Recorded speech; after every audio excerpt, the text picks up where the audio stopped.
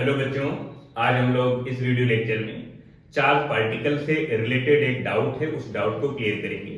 Charge particle की तरह तरह की सिचुएशन हो सकती हैं, उनमें से हर एक सिचुएशन पर आज हम बातचीत करेंगे। मेरे पास एक ईमेल आया हुआ है, एक डाउट है एक बच्चे का, और ये कानपुर से हैं, फ्रॉम कानपुर। ये 12th पास आउट हैं, जेई की तैयारी कर रहे हैं इस समय, और इनका नाम है माधुरी यादव। और ये लिखती हैं कि how to calculate application of charge particle. First, when charge particle absolute at rest. Second, when charge particle move in uniform motion. And third, when charge particle accelerate with constant acceleration when velocity is variable. तो हम तीनों application पर one by one बातचीत करेंगे। पहली application इनकी है कि when charge particle at rest, when velocity of the charge particle is remain constant, mean velocity is zero, no motion any types. charge particle absolute at rest. Charge particle भी move नहीं कर रहा है और उसका फ्रेम भी move नहीं कर रहा है। पार्टिकल जिस फ्रेम पर है वो फ्रेम भी रेस्ट पर है और पार्टिकल भी रेस्ट पर है। समझते हैं, अगर इस बात को समझें कि चार्ज पार्टिकल अगर यूनिफॉर्म मोशन कर रहा है तो यूनिफॉर्म मोशन करते समय इसकी जो अलग अलग वैरायटी होगी उस पर हम बातचीत करते हैं।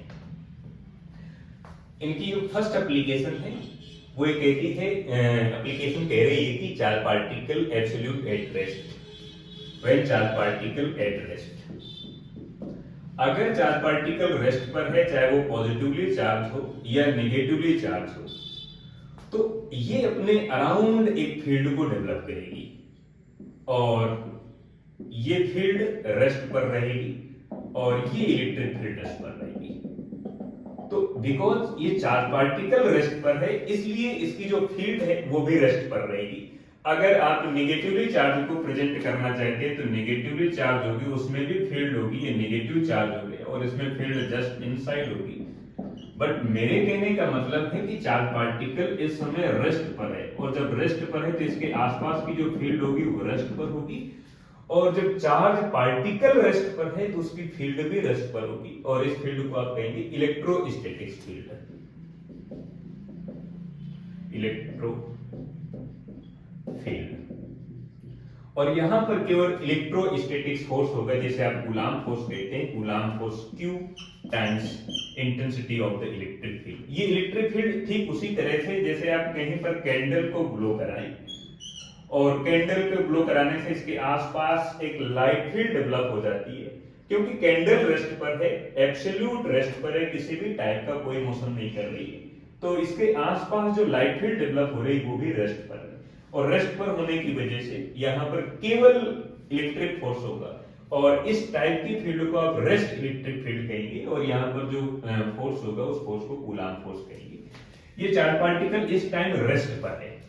अब इनकी सेकेंड एप्लीकेशन पर चर्चा करते हैं। इनकी सेकेंड एप्लीकेशन जो इनका डाउट है वो कहता है कि when charge particle move in a uniform motion, when velocity of the charge particle is remain constant but particle in moving situation, particle move कर रहा है बट वेलोसिटी कांस्टेंट है। सपोज दैट वेलोसिटी है 20 मीटर पर second, तो velocity नहीं change हो रही है बट पार्टिकल मूव कर रहा है, चार्ज पार्टिकल मूव कर रहा है।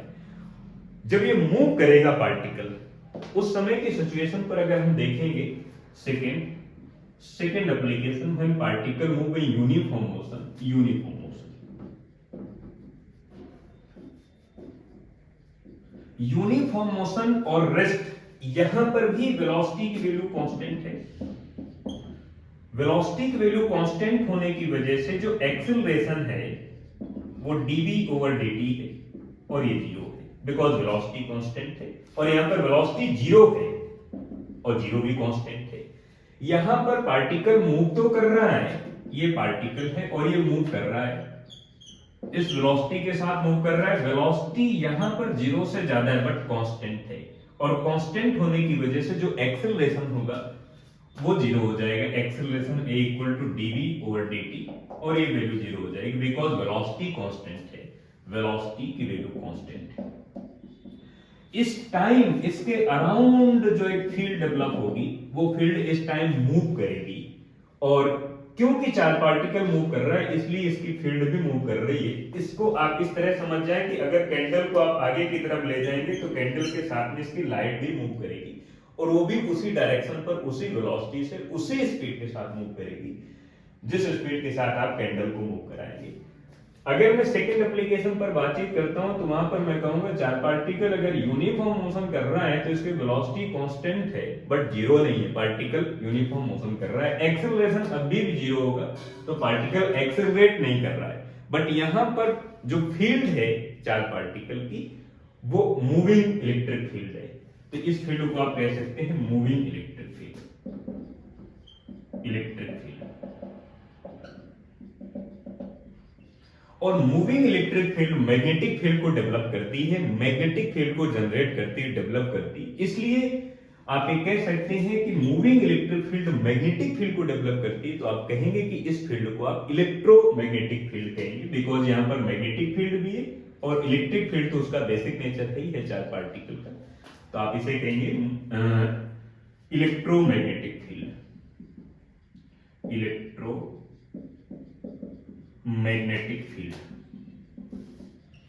और इलेक्ट्रोमैग्नेटिक फील्ड पर चार्ज पार्टिकल पर जो फोर्स होगा उसे आप कहेंगे इलेक्ट्रोमैग्नेटिक फोर्स, और इलेक्ट्रोमैग्नेटिक फोर्स को आप EFM इस तरह से लिखेंगे जैसे आप लॉरेंज फोर्स के नाम से जानते हैं, और आप इसे लिखेंगे Q times vector E plus Q V cross B, इस तरह से लिख पाएंगे।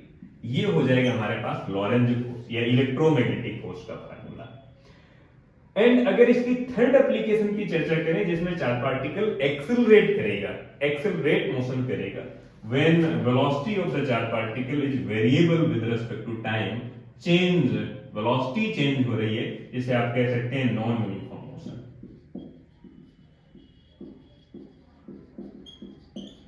नॉन यूनिफॉर्म मोशन में वेलोसिटी चेंज हो रही है इसलिए एक्सेलरेशन dv ओवर dt तो है बट ये जीरो नहीं है, बिकॉज वेलोसिटी इस टाइम चेंज हो रही है और एक्सेलरेशन अब जीरो नहीं हो रहा है। इसका मतलब चार्ज पार्टिकल एक्सेलरेट कर रहा है, और ध्यान रखना है कि जो एक्सेलरेट चार्ज पार्टिकल होगा वो इलेक्ट्रो मैग्नेटिक फील्ड को तो डेवलप करेगा साथ साथ में इलेक्ट्रोमैग्नेटिक वेव को भी डेवलप करता है। तो यहाँ पर इलेक्ट्रोमैग्नेटिक फील्ड तो है ही है, उसके साथ साथ इलेक्ट्रोमैग्नेटिक वेव को भी डेवलप करेगा। और अगर यहाँ पर कोई चार्ज पार्टिकल है, ये अगर मूव करेगा तो इसमें से ये हमारे पास इलेक्ट्रिक फील्ड है, ये हमारे पास मैग्नेटिक फील्ड है वेक्टर B, और ये वेलोसिटी है और इसी डायरेक्शन पर वेव का प्रोपगेशन होगा और वेव इस डायरेक्शन पर प्रोपगेट करेगी। ये इलेक्ट्रिक फील्ड का एम्पलीट्यूड, मैग्नेटिक फील्ड का, इलेक्ट्रिक फील्ड का, मैग्नेटिक फील्ड का एम्पलीट्यूड। मीन चार्ज पार्टिकल की तीन सिचुएशन है। फर्स्ट सिचुएशन है when charge particle absolute at rest, and अगर फर्स्ट सिचुएशन पर हम बातचीत करते हैं चार्ज पार्टिकल रेस्ट पर रहता है तो कोई भी मैग्नेटिक फील्ड नहीं है, केवल इलेक्ट्रिक फील्ड है जिसे आप कूलॉम फोर्स के नाम से जानते हैं।